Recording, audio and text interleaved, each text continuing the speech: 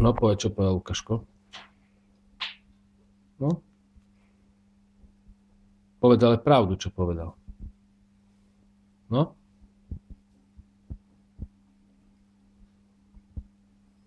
No čo povedal Lukáško?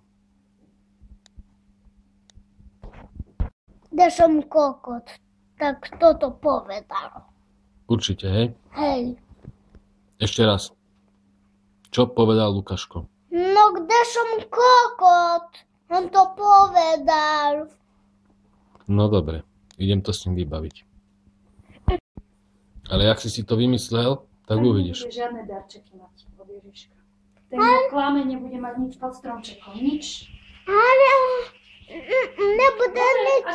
Ak hovoríš pravdu, tak budeš mať všetky darčeky. Keď nie, tak nebudeš mať nič. Budem mať všetky doteky.